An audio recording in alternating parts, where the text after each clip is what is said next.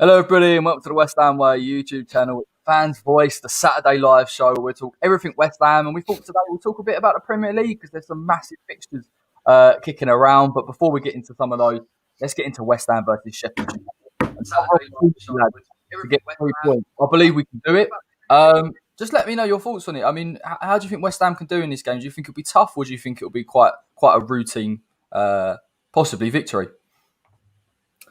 Yeah, I don't know. I mean, on the cards, it looks like a fairly routine fixture, but the only 10 minutes that I've watched of Sheffield United this season were against Chelsea when they scored in the first 10 minutes, and it looked positive. Obviously, they folded from there, and they don't even look half the side that they were last year.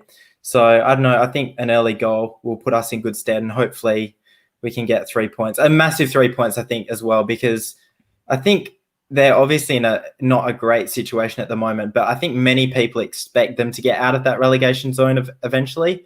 So I think they will go on quite a good run, and it's just a matter of when. So 3 points and get out of there, and I'm happy. Yeah, Charles, what are we saying, mate? Yeah, it's sort of very similar to Fulham in the sense that two teams that haven't played very well, you've got to be trying to get away from there with 3 points. So, I'd be a little bit gutted if we didn't get the 3 points. Having said that, I'm hearing a lot of people saying, it's all set up to be leaning towards us getting 3 points. So it's probably going to end up with Sheffield United scoring a last-minute goal and winning 1-0. But, just based on recent form, we should be doing quite well. But, yeah, you just never know. You never know, really, especially after an international break. There's a couple of weeks for people to go away, get injured, get COVID, all this sort of stuff now. So we've just got to hope that we've fired up and we're ready to go. Yeah, that's the thing that's been sort of banded around a little bit, is like maybe a break actually benefits Sheffield United, a side that has been struggling so much. I did watch the Chelsea game. I did think they were quite poor, but actually what interests me most about them is they create chances, and you just wouldn't really associate that with a team that's only got 1 point, but they just lack a real cutting edge. Obviously, Brewster, I think, is injured. Their big striker that they wanted to bring in to get the goals. McBurney, McGoldrick haven't really done it. Aren't really that. But even the system doesn't really lend to the strikers. So, I mean, I think it'll be quite a close game, if I'm honest. I think West Ham at times will have to be quite patient, because I do think Sheffield United will have the ball. And I hope we just soak up a bit of pressure, because I just think if we're calm about it and patient, we've got enough on the counter to get a result. Yeah, no, without a doubt. I mean, we've got the quality, and we're probably one of the most unformed teams in the league in terms of, especially in terms of the opposition we've played. So now we get an easier run of games on paper. We should be picking up points there and trying to move up the table. It's quite funny because we're actually closer to the top of the table than we are to the bottom of the table, which is where Sheffield United reside at the moment. So, I mean, it'd be nice to kind of get even further away from that with the sort of fixtures that we've got coming up. So, but I mean, Sheffield United last year were an absolute force to be reckoned with. I mean, they were outstanding, and for some reason they've gone ahead and they've only got 1 point and conceded 1 point, so a load of goals as well. So, yeah, I mean, I don't really know what's not going right for them, but I know what's going right for us, and if we can do what we've been doing these last few games, then we should be able to come out of there with 3 points. Yeah, I mean, look, I was doing the preview, and honestly, this overlapping centre back tactic that Chris Wilder has it's strange to watch. It's brave, like it's really brave. I think what happened last season was when he allowed the centre backs to get forward, he tries to pin teams back, and a lot of times you'd see games with Sheffield United where you thought they're not dominant on the ball, but when they get forward with serious numbers. And I think they've lost that element of surprise. I think teams now know if you sit a little deeper against them, you can frustrate them. And they still created chances against Chelsea with a back four. When you come against a back five like West Ham, particularly in defence, it's tougher to try and get past. I expect it to be frustrating for them, frustrating for us, but I think it'll be a different game to Fulham. I don't think Sheffield United will have the ball nearly as much. I think going back to what you said, Corey, about Sheffield United last year and their possession, they held the possession really well last year. They were able to hit teams on the counter pretty much and score a cheap goal and then just sit back and knock the ball around. And I think, the teams have figured that out about them. I don't think it's going to be necessarily a pretty watch for us tomorrow, but as long as we hold our own at the back, I think we can rely on someone like maybe Said Benrahma coming off the bench, or Fornals or Bowen, to just kind of run up the pitch. And if Sebastian Haller starts, we can hopefully get one of their defenders out of position and, get a header in and then just kind of stay solid at the back. I think it will be a battle of the defenses almost. I don't think, having a team that you would expect would have quite good possession against us, kind of, knocking it round. I don't think we're necessarily going to be relying on, playing the ball for 70 minutes or so. I think we will just have to get a goal and hopefully, just hold our own and be strong. And I think, as long as we kind of do what we've been doing for the last couple of fixtures, we should be fine. Yeah, I was going to pull up a comment actually that was quite interesting. Chris has said it. Henderson has been a huge loss for them. I do think that's actually really true. He was a huge part of their resoluteness, and I think they've lost him, and they've brought in Ramsdale, who I think is hugely suspect. I've got to be completely honest. I know some people think he's good, and maybe from sort of shot stopping, as most keepers tend to be. But in terms of dealing with deliveries, he can't do it. You watched last week, particularly against Thiago Silva from a set piece, couldn't pick him up, isn't confident enough to take. West Ham's bread and butter, and we haven't really seen it in the past few games, is set pieces. You've got the likes of Souček, Ogbonna if he's fit. West Ham have got to utilise that a little bit more in this game. Haller, it might suit Haller a lot more if the keeper's very unconfident in coming to let, because we know the fact that Haller wins a lot of ball in the air. But they are missing. I mean, the players they're missing, lads. Sander Berg, John Fleck, possibly Ender Stevens. Their back line is going to be depleted. I even did the preview and I was like, maybe Phil Jagielka has to play. That's kind of the level there. Phil Jagielka isn't overlapping anyone, particularly at his age. Oh my God, no. Exactly, man, not. Exactly. He's too slow. So, I mean, West Ham, it's a great opportunity. I think we can counter him. And I've said as well, I think Jared Bowen, this could be the game for him. Really, his pace is going to cause him some serious issues. Yeah, we should start Dawson then. Dawson against Jagielka, that'd be interesting. Here he is, the Craig Dawson fanboy. Yeah, no. All jokes aside, going back to what you were saying about the set pieces, it's not only the fact that we've got numbers in the box that can head it in, it's also our delivery. If you look at Aaron Cresswell, he's been tremendous this season. And, even someone like Benrahma, we do have very, very good set takers as well. I think that's definitely a chance to nick a goal. Yeah. And I think we'll be under pressure for so long at times. I think Cresswell's out ball. And I think if we're sort of trying to look back at a game that could be similar to this, I'm thinking maybe Leicester, where we didn't have a lot of the ball, but we had to soak up a bit and hit them on the counter. And you back Cresswell, particularly from his deliveries, particularly into the forward three. If we can break that press and break their overloads, it should be free enough to go and get a goal or two.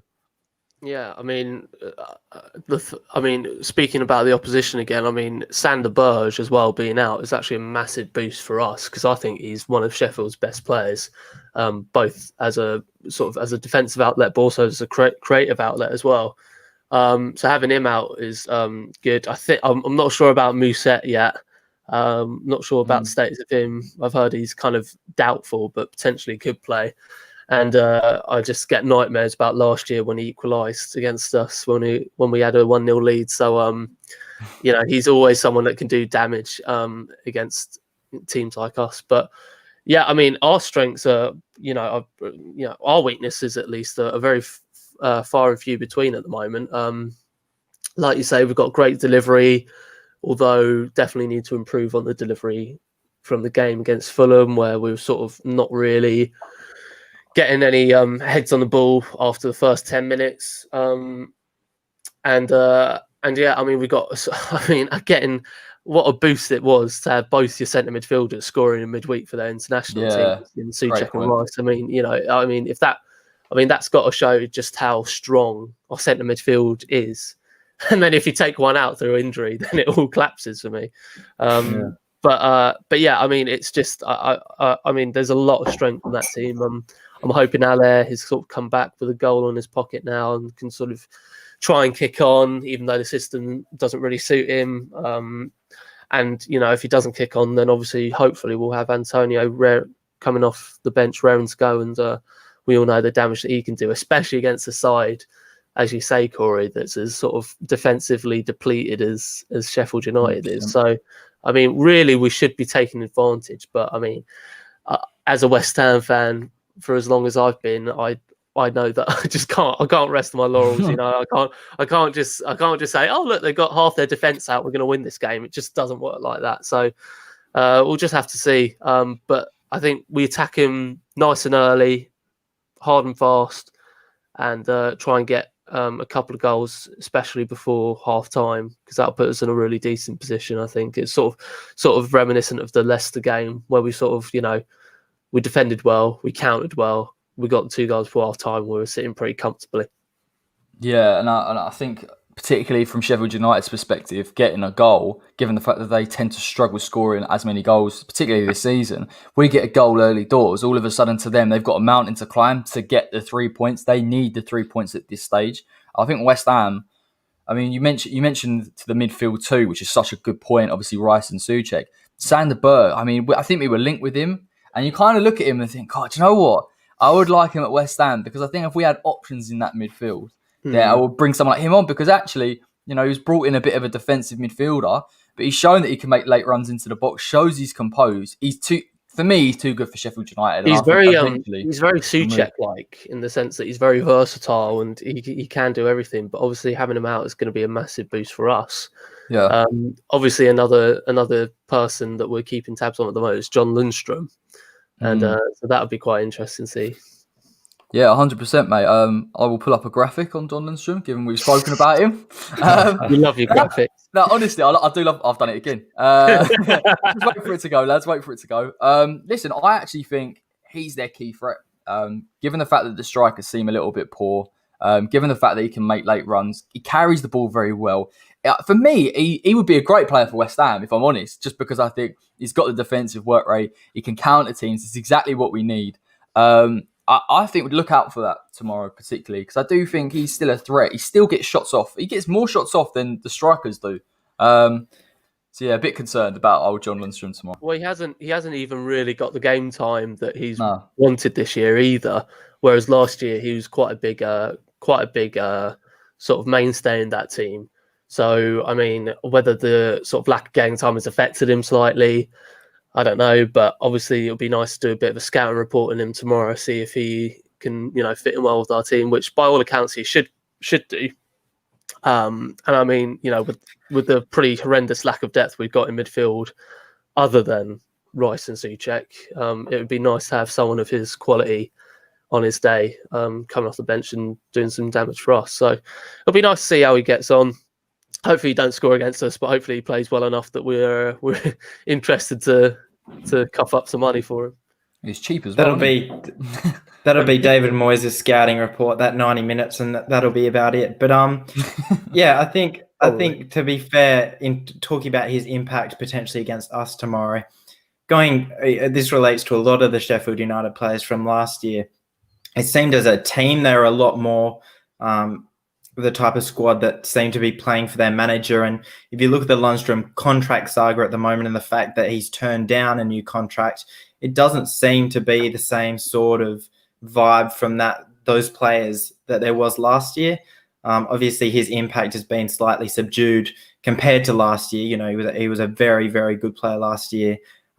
Was that typical box-to-box midfielder who could help you keep a clean sheet and also get a goal at the other end. And it doesn't seem that like he's making that same sort of impact. And I think a lot of that is down to his commitment to the club. So hopefully he'll have a quiet one tomorrow. But I'm sure he's a quality player, and if he came to us, I'd be extremely happy. Yeah, it's tough, isn't it? I think just you have to really almost sacrifice yourself in this team for the whole of Sheffield United to get the results. And I think they're still trying, Sheffield United, to play the same style of football. But I just think when they get to that final 20 minutes, they just run out of energy. And it's difficult to maintain it. He's asking so much of Lundstrom and normally Fleck and Sander Berg to carry the ball and defend.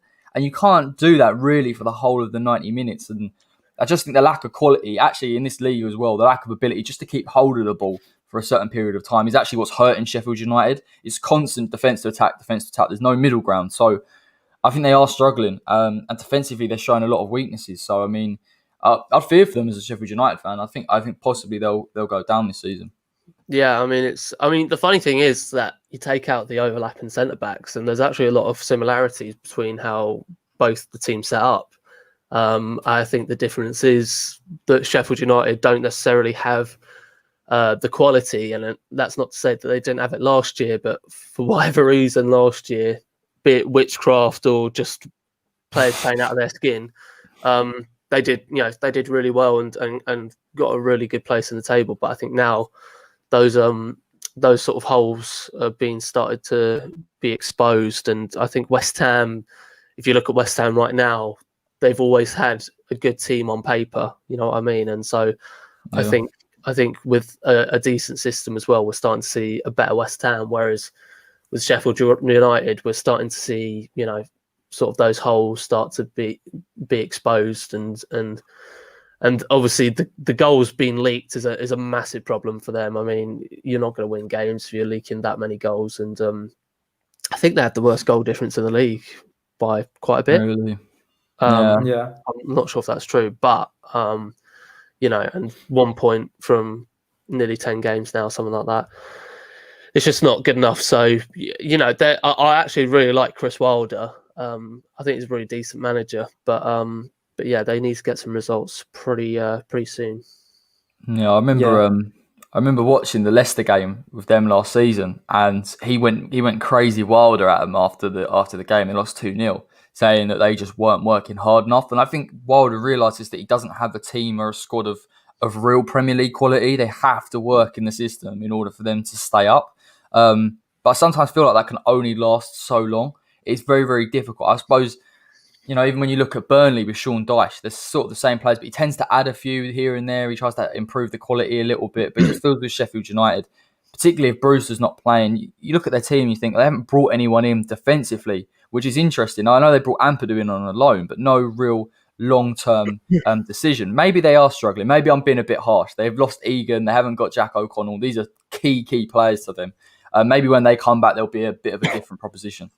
Yeah, I think another really interesting stat just to compare the two teams is that I've just checked now, and Sheffield United have the second worst goal difference, one behind West Brom with -10. But with West Ham have the fifth best goal difference, and it just shows how well balanced the team is at the moment. That we're doing a great job of, and this is considering the opponents that we've faced as well. We've done a great job of reducing the goals, whilst also doing well enough to get the goals as well. And it just proves how well balanced our team is.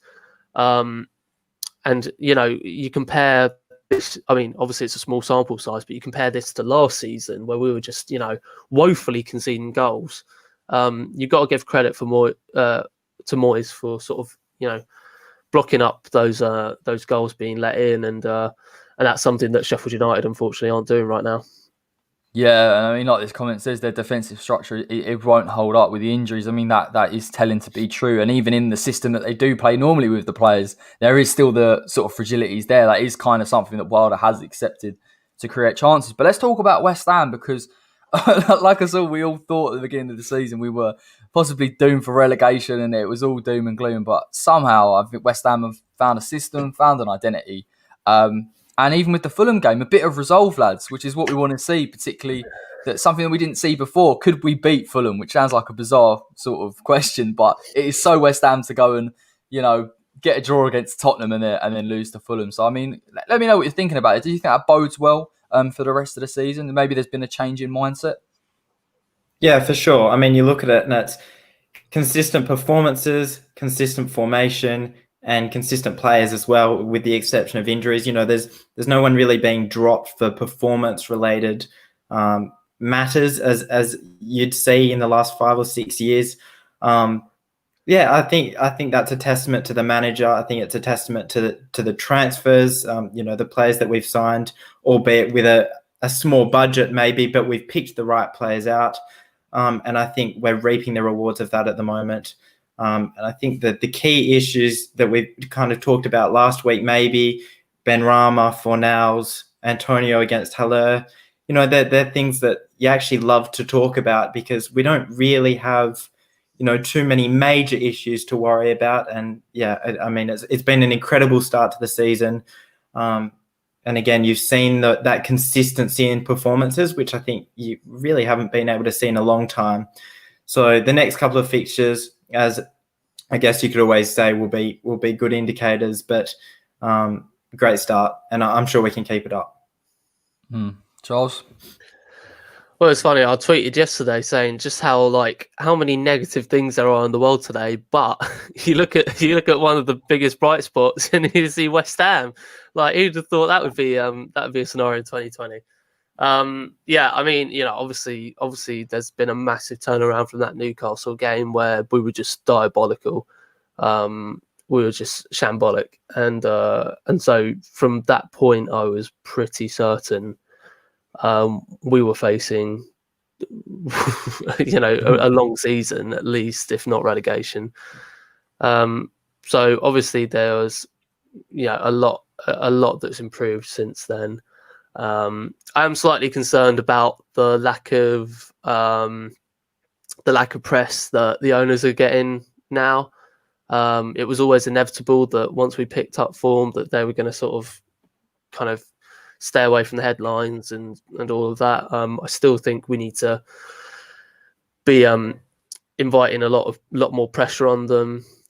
So let's not kind of lose sight of sort of what happened the last couple of months. I mean, I know Corey and I are still fuming with Tingana. Same here. I'm pretty sure 99% of the fan base is exactly. Yeah, I doubt Angus is a big fan of that. Even though he was a big fan of the Dawson signing. Usually suspect. But yeah, I mean, all right, sorry. Ooh. He's gone. I think it's a great point. It's a great point that they have, and I said this was the concern, wasn't it? That because of the way West Ham play, inevitably they get away with it. Personally, for me, for you, for Charles, they don't get away from it from us. It's just as a collective. And I think West Ham fans have really been good in terms of that consistency of message in terms of GSB out, because we're only an injury away. We're only another bad transfer window away from these issues rearing their head. And I think at the moment they've lucked out hugely. Obviously, one with the results, but two with the fact that no one can get in the stadium. And I think that's a huge area. Sure. Once we get back in, then all of a sudden there's that physical presence. We see them; they've got to be active. So, I mean, let me know your thoughts, mate, on that. Do you think we need to just be consistent in that message as well? Look, I think it's been long enough now that West Ham fans are smart enough to separate their feelings about the club from the feelings about the board. I honestly think that majority of West Ham fans aren't looking at this key run of fixtures and changing their mind about the board. I think that the protests will continue once fans are allowed back in stadiums. If the board continue to go down the path that they will go down, I think their fate has pretty much been sealed already with fans, and it's just a matter of time before we either force them out or they sell the club off their own back, because the stick that they get is definitely fair, and it needs to happen. But it must be incredibly tough for them now to continue to kind of have to put up with this stuff. I think we were talking about it yesterday briefly. Karen Brady is blocking West Ham fans left, right, and centre. I'm kind of embarrassed that I'm not on that list now. I know, something I might strive for over the next couple of weeks. But yeah, I think the stick that they still get even during this good run of form is justified, and I think they can't be looking at it happy with the way that the football club is run, and West Ham fans definitely aren't stupid enough to suddenly be bought in. So if you were bought out before, obviously. Yeah, I think there's huge holes in the narrative that I just think we never really have explained. This idea that we've not got finances and we're basically skin. I find it really hard to believe, and there is that lack of transparency, isn't there? I think, and I've said this before, if they were transparent about their inability to take West Ham forward, I think people may be more inclined to say, okay, we can accept that. But the fact that obviously we moved to the stadium on a pretense that we'd be this massive club, that we would push on to the Champions League, all these things, which you kind of have to take lightly anyway, because it is a huge journey to get to that stage. But they can't take us to where they need to get us. They've sold the soul. We've lost the identity. But it is nice just for once, I think, as a bit of a reprieve for us, just to watch the football and not have to necessarily think about that. Just to kind of say, look, at least West Ham, the football club, as on the pitch, is doing okay. Because otherwise, it gets so oppressive, doesn't it? When you've got bad results on and off the pitch. So yeah, we can't forget that, and particularly with January around the corner as well. I'm sure it will creep up once again. Yeah, definitely. I don't think there's much more to say on that, to be honest. I'm bored out. I think most people that are bored out, their minds haven't changed one bit. And hopefully, as soon as possible, we get new owners into this football club. And it's important to notice that the results on the pitch aren't actually a result of the money that they've invested. It's down to the squad itself. And again, going back to my previous point, people have now separated their feelings about the board from the feelings about the football club and the results on the pitch. And it would be a total shame to kind of be losing and kind of be like, well, at least this means that the board, is one step closer maybe to selling the club, because, I'm just happy that we're getting results at the moment, and yeah, that'll come. So that's such an interesting. There's like an interesting perception from opposition fans when they look at West Ham. I was on this show last night. They were saying, well, West Ham have made good signings like Jarrod Bowen and Soufal. And I'm like, but it's basically luck. Like, it really is. Like, honestly, it's like either Souček's gone and tried to brought his mate in, and it's fortunate that it has worked out. But obviously, us knowing the club, there is a complete lack of infrastructure, which has meant that almost these things have been coincidental and they've come together at the right time. Possibly the only argument is that maybe someone like David Moyes has had that final say. And so we have got players in that kind of fit that mould. And obviously I think that's where West Ham have progressed this season in terms of, the likes of Felipe Anderson going out. Possibly Felipe Anderson might be coming back. His loan might be cut short, is what I've heard. Porto aren't happy with him. So again, we could have another player on our books come January. But it's a crazy situation, it is. And obviously the Josh King thing's still up in the air. So fingers crossed we've got enough money to get that over the line, because I would like to see him in a West Ham shirt. Sorry about that, boys. I was intruded by my brother there. I was on a good one as well. I thought I was gonna get through some good points there. Yeah, no, it was a good conversation start, and then we lost you, mate. I know. What I would say, that comment from Lee is, I agree that I don't think people have forgotten it, but yeah. See, now hold on a minute. Before I go on that, we've seen Leslie a few times now, so something sus about that. Always calling for Dennis. I think that's very Dennis's friends. But that's his second account. Anyway, let's get off him quickly. But back to Lee's comment. I mean, I don't think people have forgotten, but I think the pressure, certainly on social media, has faded quite a lot. And I Hammers United always tweet every now and again, but I think people just need to kind of keep it voice, because I think if I'm thinking about it from the board's perspective, I'm thinking, okay, this is all going to die down after a couple of weeks, couple of months, something like that. That's exactly what's happened from the Diangana thing. One of the biggest sort of recent one of the biggest controversies in recent West Ham history. And, there was so much pressure at that point. And now it doesn't feel as sort of kind of, potent. And obviously understand that COVID's affecting fans protesting and everything like that. But I think one of the biggest reasons why we got that pressure out was through social media. So I think we definitely, as fans, need to keep on, keep on getting the message out there. And like you say, I think other fans are starting to see what's happening. Yeah. And like you say, they're seeing signings. They're seeing people like Soufal, and they're seeing people like Ben Rama coming in. But what they're not seeing is they're seeing deals like Dawson being made because of Salthouse, and they're seeing, sort of people like Fofana being let go, and all of these other targets that we were linked with because we were haggling over the prices. So, I mean, there's still a lot for me. I mean, the only thing that's keeping the club afloat are the players and the management, and the fans, of course. But in terms of recently, the performance have just been outstanding and have surpassed anything that Gold, Sullivan, or Brady could have been responsible for. Of course. So 100%. yeah, no, without a doubt. I think we just keep the pressure on them. I mean, the only thing we've got to do is the only thing we want is them out of the club. At least 96% of us. For some reason, I always see in polls there's 4% of people. It'll be trolls, mate. Surely. That's the thing. I think they're trolls, but then I always see it's 4%. I think that's a weird number to always come up. So, I mean, for those 4%, I hope you come on the train anytime soon. But I know that the majority of us are tired. So, and that's not to. I don't want to get a negative run about West Ham. So I'm actually loving life as a West Ham fan right now, especially with the results going on. But it's important that we don't forget the last couple of months and don't forget to pile the pressure on. I'm sure as soon as people are starting to be let back into stadiums, that there'll be some protests coming back on as well. Yeah, and 100%. And I actually think the protests did build up a lot of momentum before the lockdown. I think they'll be back.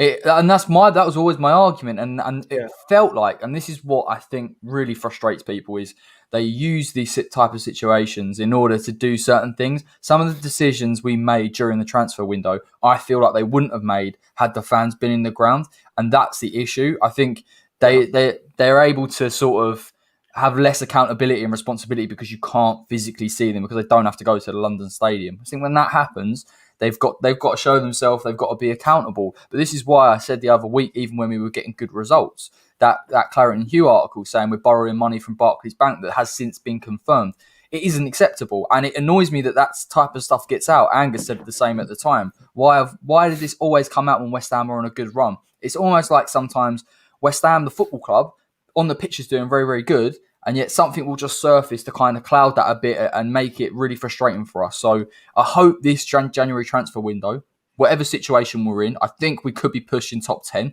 which I think is a huge result given the fact I thought we could be relegated, that we go and strengthen in the areas. We've mentioned Lundstrom, Josh King. It's not too expensive. Go out and do the business. But I'm not sure if the money's there.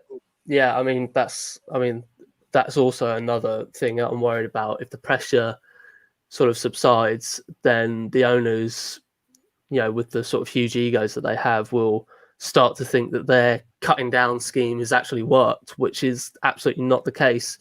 The case before was the fact that they invested money, but they didn't invest the money wisely, and they didn't value players appropriately.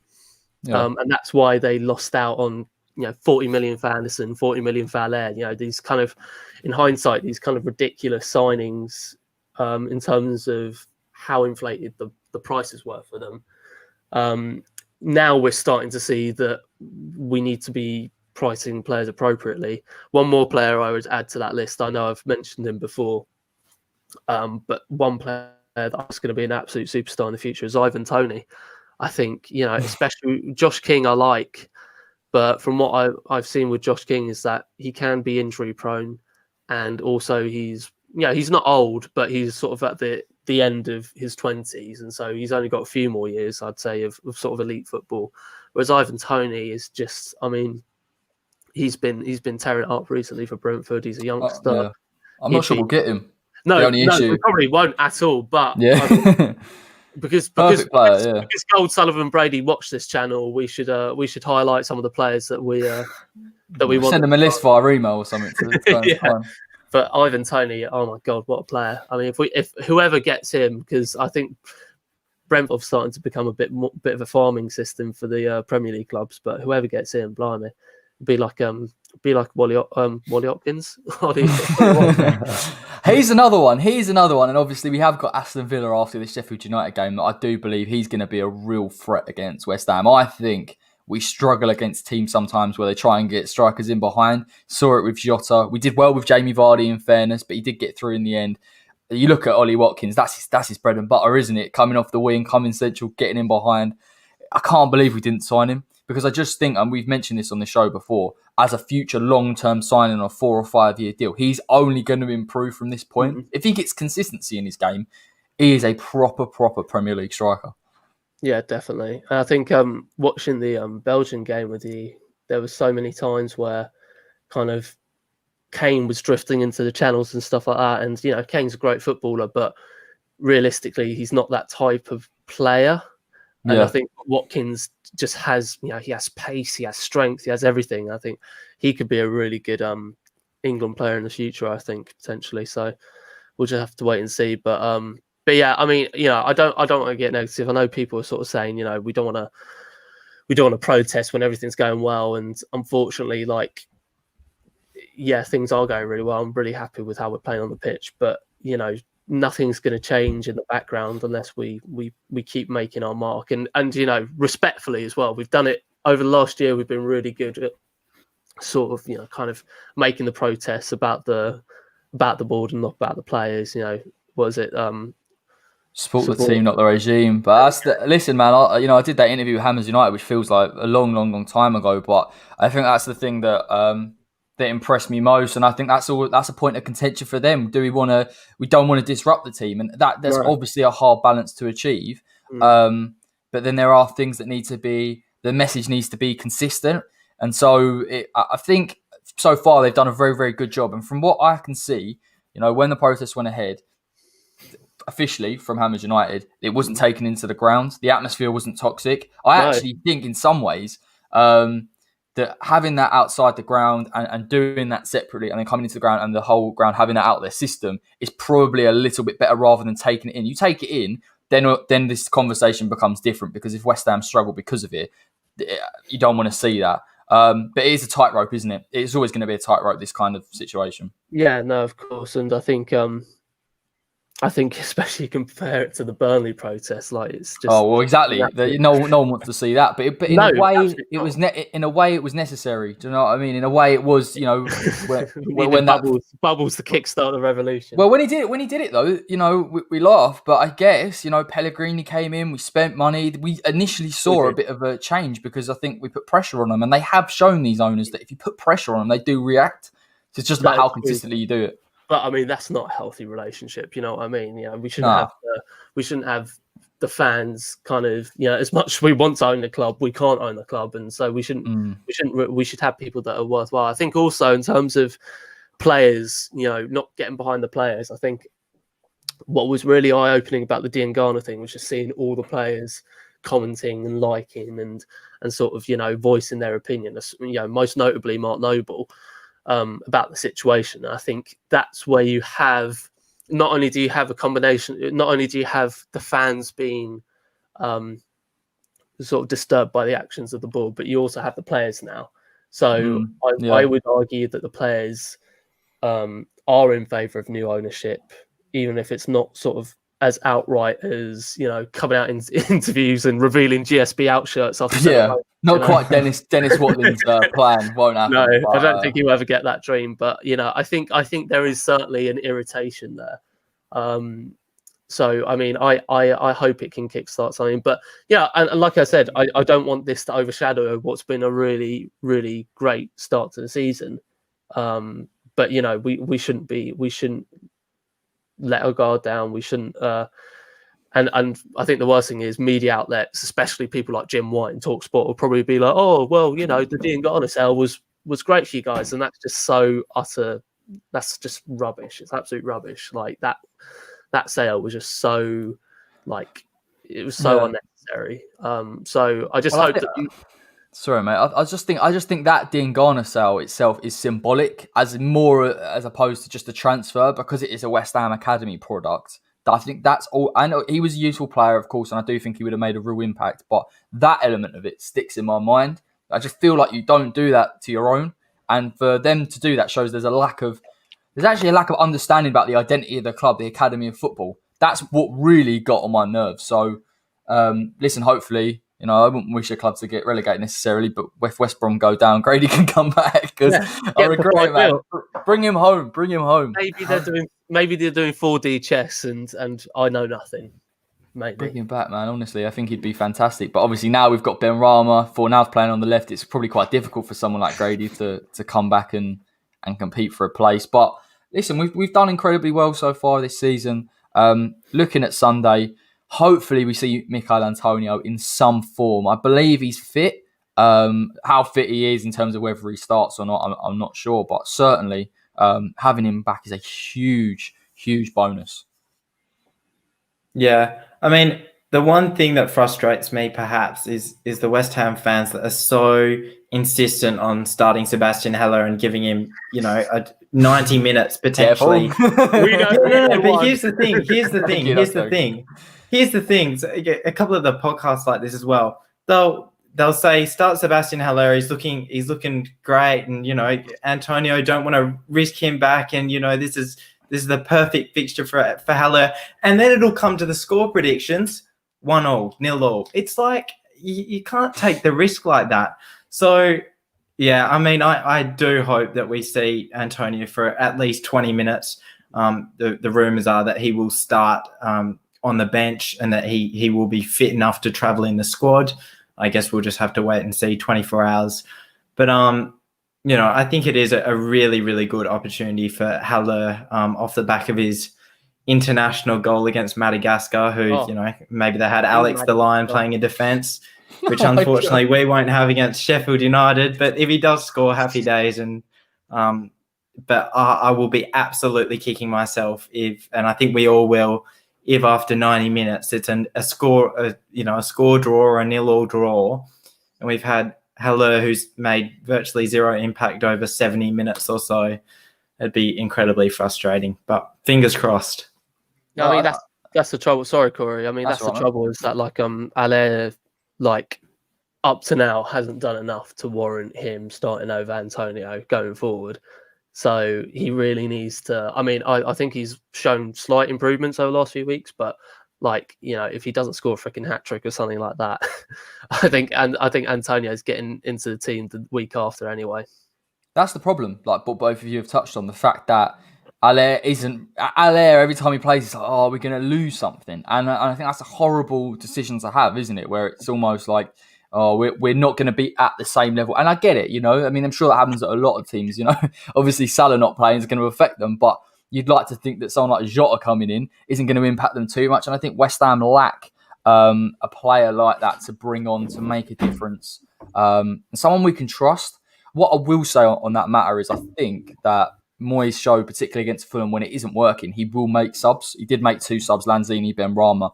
If we bring on Antonio in the 60th minute, I am for that. Obviously, Angus, if he brings on Antonio at 8 minutes, it's 0-0, then I'm going to be frustrated because then it shows lack of ambition. But I think Moyes, in terms of his in-game management, I don't want to speak too soon. He's showing slight changes. It's improving. He's improving. Yeah, and that's what we've wanted to see. So, I mean, let's hope. Let's hope Moyes is a little bit switched on in this game. I think he will be. I think actually Moyes is now starting to realise the potential of this side, and I think that bodes well going forward. Because I think if he gets to January, he says, "Well, look, I believe I can take this side to this point. If we can get past these next fixtures, Leeds, Man United, Aston Villa, if we can get some decent points, we're showing ourselves to be in that top 10 conversation." So again, we've just got to win this game. We do have to win this game. Yeah. It's no brainer. If we don't win it, it's a fail. And I mean, obviously, like what you were saying, Angus. Obviously, you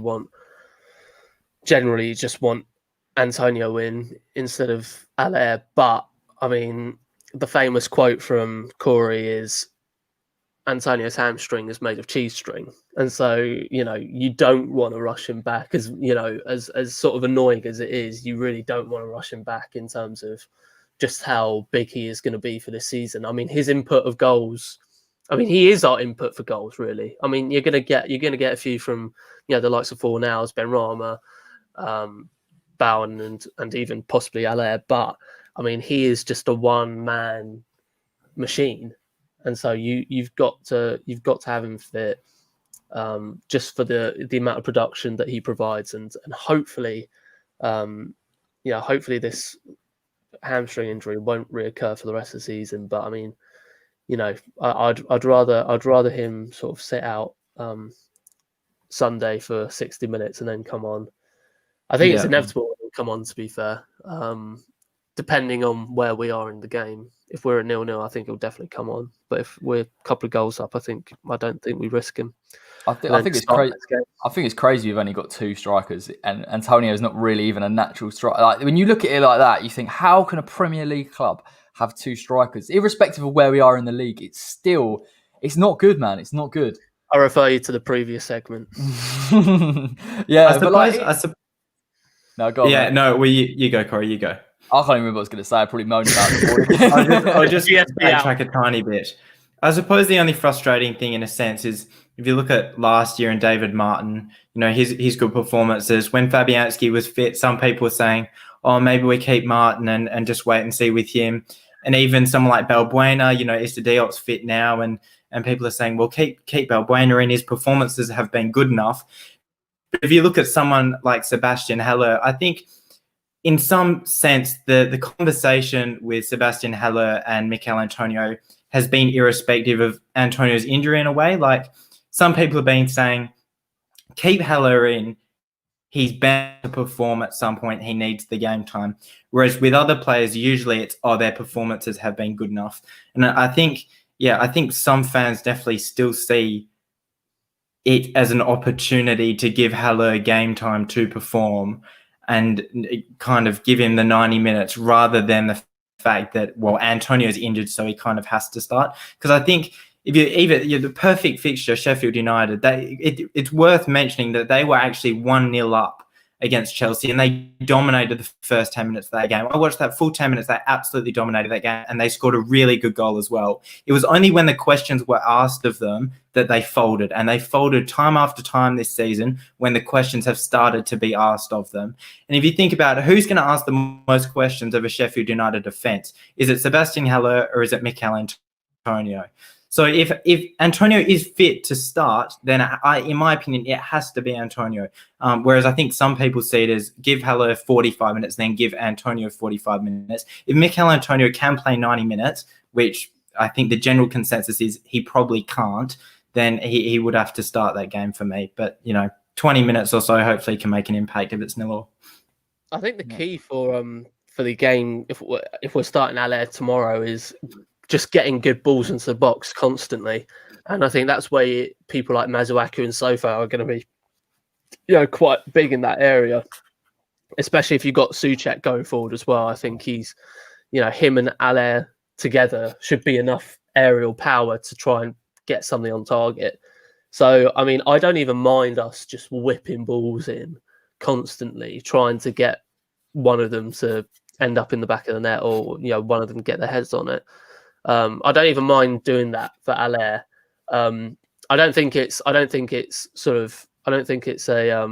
of a healthy way to kind of be attacking constantly. But with Antonio, you don't need to just constantly whip the ball in because he's so dynamic. He can do so many things with the ball and off the ball. But I think in Haller's case, I think his next goal is, in my opinion, definitely going to be aerial related. So, we need to give him all the support we can. And if that means crossing the ball in whenever Masuaku or Sofal is sort of camped in sort of the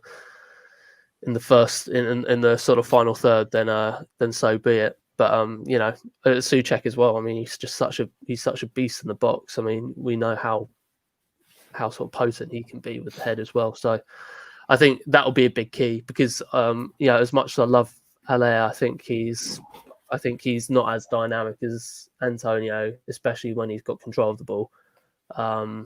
Which is funny saying that because Antonio has one of the worst touches in the Premier League, and yet he's one of the best strikers in the Premier League.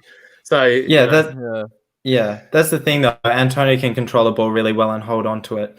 Whereas someone like Haller, you're just going to get that one touch close to the box. That's where he's most lethal. And that's why I'd start Benrahma instead of Fornals. Fornals is the type of person, as I said last week, who's just going to receive the pass and pass it off quickly. Whereas if you've got Benrahma running at defenses, suddenly it's, oh shit, we've got this guy that's absolutely quality on the ball and that's trying to defend him. And then suddenly you get the space out on the wing, and then that leads to someone trying to mark, whether it be Cresswell or Masuaku, probably most likely, or Soufal on the right, and that creates the space in the box. Some people are like, okay, well, Fornals can defend a lot better and will be back a lot further. But realistically, and I think it's almost kind of the England debate at the moment as well, you're already starting 7 players. You've got 5 at the back already, plus the 2 holding midfielders in Souček and Rice. Surely this is a game where we can afford to start someone who is just going to be an attacking threat like Benrahma. I think this game's going to be. I know Charles has said about the crosses into the box, and maybe it does suit Allaire, but I actually think this will be a chance for us to see Allaire's movement. And I know he's not the quickest, but generally his striking movement is quite decent. If we bring on Benrahma, you've got Jared Bowen. I expect him to have the space to carry the ball, and I'd back Allaire in terms of his movement. We're going to exploit that back three. I'm telling you, they're going to be exposed at times. I want to see something from Allaire that shows his striking instinct, even if it isn't that final third. If we can get Allaire in that final third, which has always been the issue, get him in there, create chances for him, I think he'll score. I think he will. But like you said before, I think the difference between Antonio and Allaire is Antonio can pick it up just past our own half, play it off, and then run in behind. Allaire's not going to do that. So we're going to rely on Benrahma, Fornals, or Bowen to carry that ball and create chances. Dennis is kicking off in the corner. Well, that's exactly what. Yeah, I mean, that's exactly to Angus's point. Is that I think Benrahma is more dynamic in terms of his attacking movement, and he's more. I mean, we saw it in pre-season with Diangana, just how Allaire can position himself well. Diangana can do all the work and then just set him up, and Allaire bangs it in. I mean, that's all you really need. I think Benrahma's more likely to do that than Fornals. I mean, we've been through the problems with Fornals before in terms of his attacking movement and his attacking positioning, which is weird because he kind of came to the club as a quite a decent attacking player, but I think because obviously Moyes has set him up as more defensive player now, he's more reliant on getting back and everything like that. But I mean, like Angus said, I think Benrahma is going to be probably a better person to start in the game. Obviously, it's not going to happen because we know Moyes likes to kind of keep things as they were the previous game.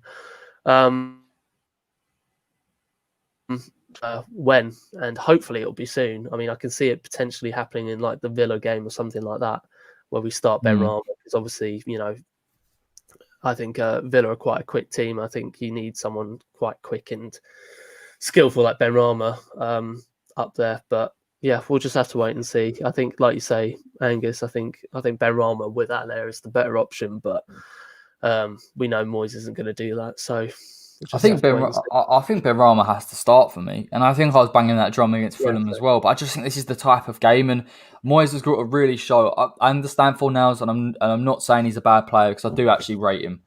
He had a poor game last week, which is kind of the first poor game he's had in a while. But I just think Benrahma's ability to take on players is crucial for this game, and you've got to be Moyes and sit there and go, bring the right players in for the right game. I actually think Villa might be a little bit more tricky. I know Villa will have a player sitting in someone like Douglas Luiz. It's going to be harder for someone like Benrahma. Maybe we need Fornals' work rate. But go for it.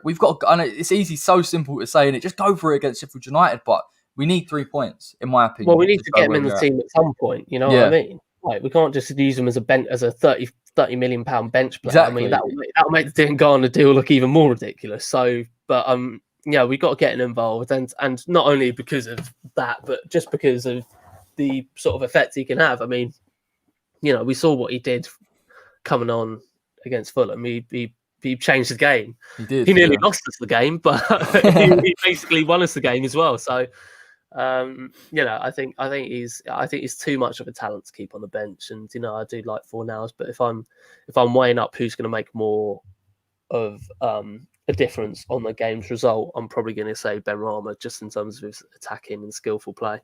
Yeah, and it's an important point Chris has made here. Like, you're not necessarily dropping Fornals, but I'm looking at it in the terms of just putting the right player in at the right time. West Ham, unfortunately, don't have too many options. So the left-hand side of that attack is the only option we really have to swap in and out. So we should use it.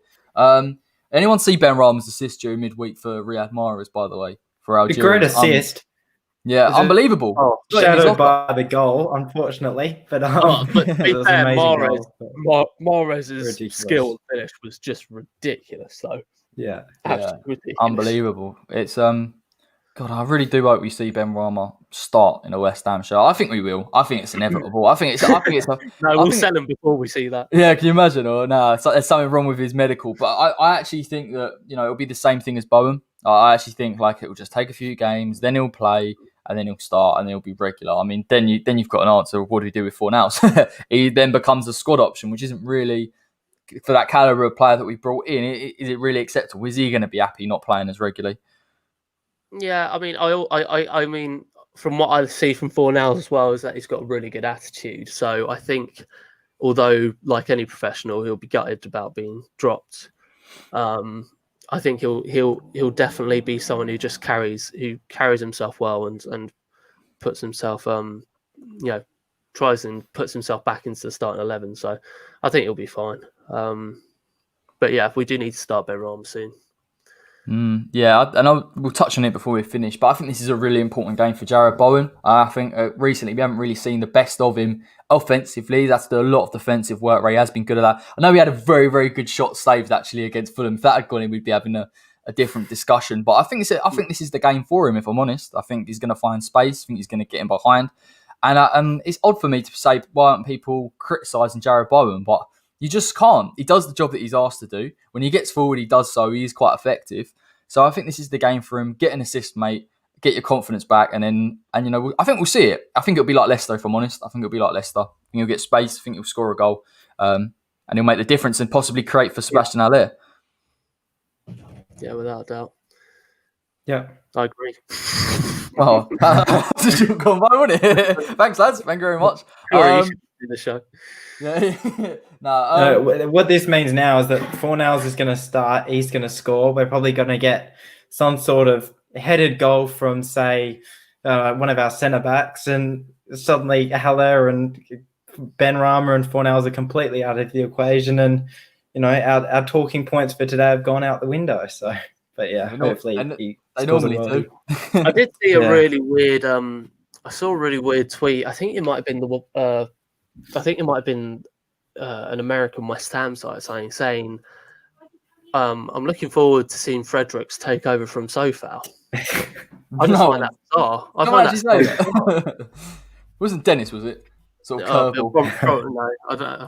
Well, it probably was Dennis, but no. But it's just a weird. No. I mean, yeah. I mean, I like Fredericks as an attacking player, but Sofal's just so good as a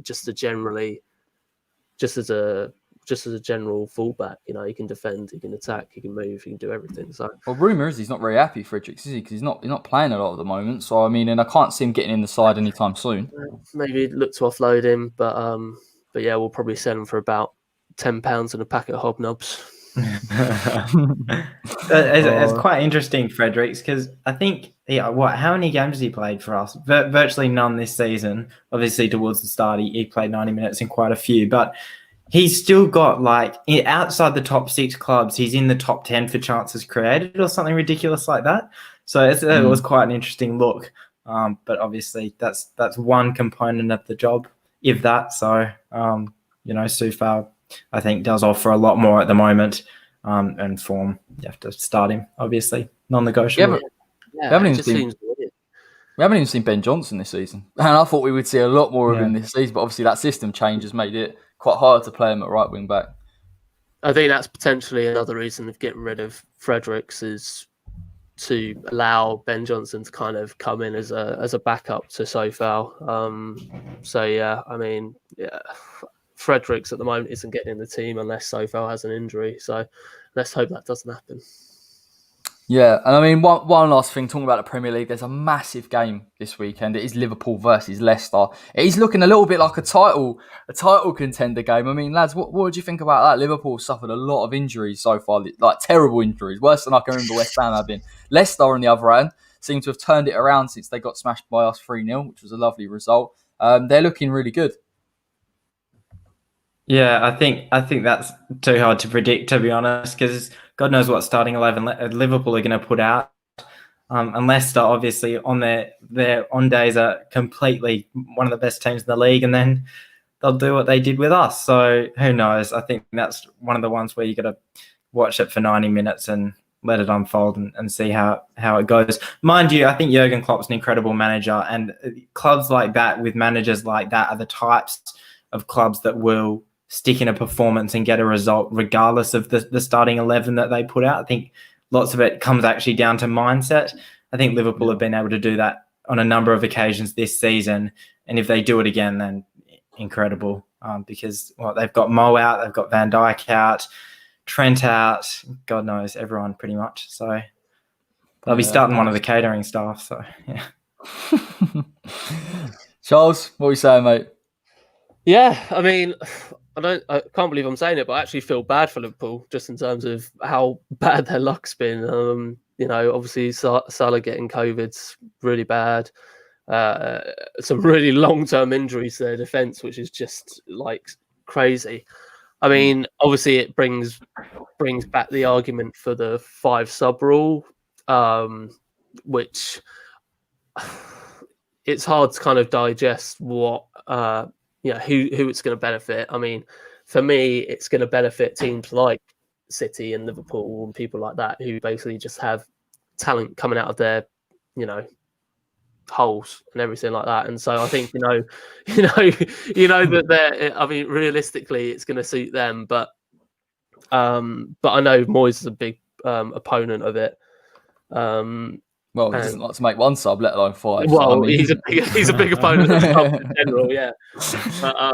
But yeah, I mean, it is weird. I mean, I think obviously I might have let it happen for this season, just in terms of how kind of short the preseason was and how short the length between the end of last season and the start of this season was. I might have been happy. I mean, going forward, I think in the future when sort of COVID settles down and everything like that, I think 3 subs is just, it's got to be 3 subs. But yeah, I think 5 sub rule might have suited this season, and I'm not saying that all of the injuries were sort of kind of related to the fact that the 5 sub rule wasn't implemented, but I think it certainly would have kind of alleviated a lot of the stress on the bodies. I mean, you're asking players to play a lot of football, professional footballers who are running at 20-30 kilometers an hour and running for 10 kilometers per game. So you're asking a lot on their bodies and on their legs. And so when sort of Joe Gomez goes down to, I think, was it cruciate or something like that, you got Van Dijk out with cruciate, and so you got some really serious injuries. So you kind of want to stop it in its tracks. So I'm not sure if it will be introduced midway through the season, but I know there's a lot of pressure from sort of the top clubs, especially, to kind of get that debated again. But thank God for West Ham, somehow we don't have an injury yet. Touch wood. That's obviously not going to last, but we'll just have to wait and see.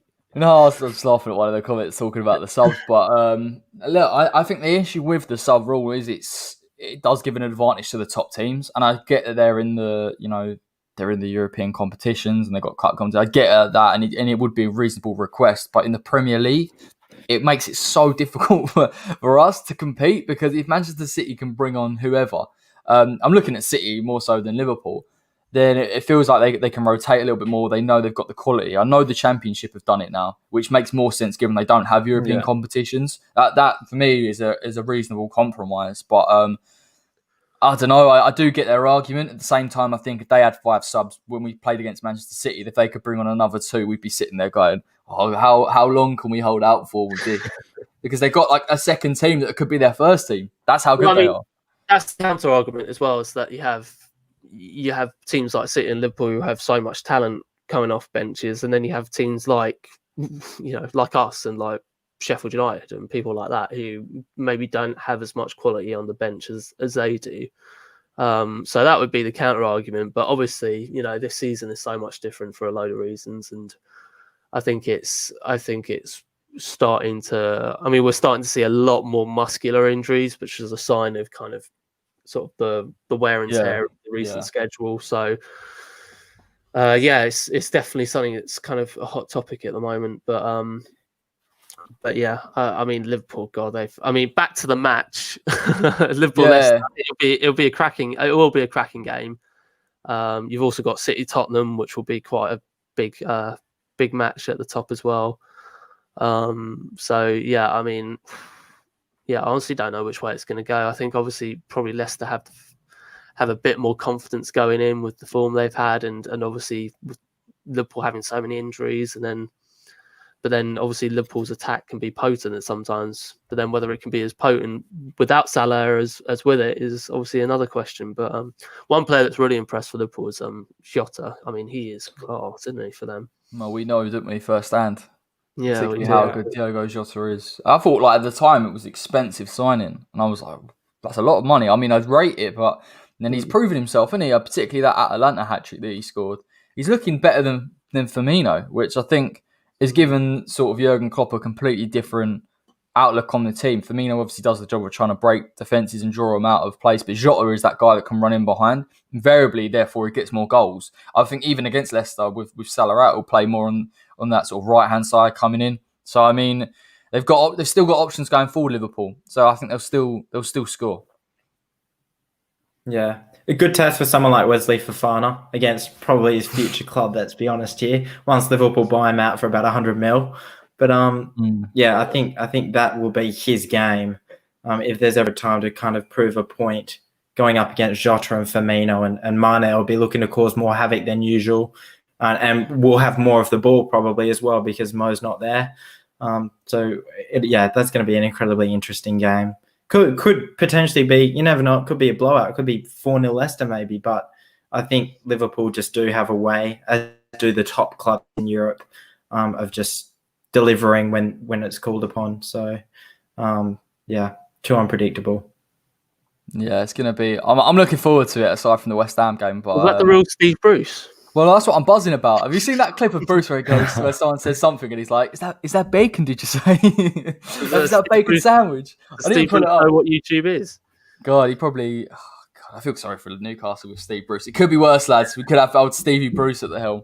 I doubt Steve Bruce is calling Mane and Salah frauds. Like, I doubt it might be him. Oh, let's wrap this up. It's getting crazy. Yeah. It's getting crazy. Thank you everyone for watching. Everyone that's watching the replay, make sure you like and subscribe to the West Ham Way YouTube channel. Thanks to the guests as always. They were here last week. They're here today. Top insight from you lads. I'm sure we'll be back very, very shortly. Charles is back tomorrow with a watch along, as is Dennis. If you've missed Dennis, Dennis fanboys out there. Find out what takeaway I'm having tomorrow. Well, exactly. It could be curry, it could be pizza. You just won't know till the kickoff. And yeah, I've got Game Changers coming out straight after this, so we'll be looking at the key men as we've kind of already discussed here. And then moving forward, Watch Along tomorrow starts from 1:30. So that's it. That is it. Thank you very much. And until next time, take care.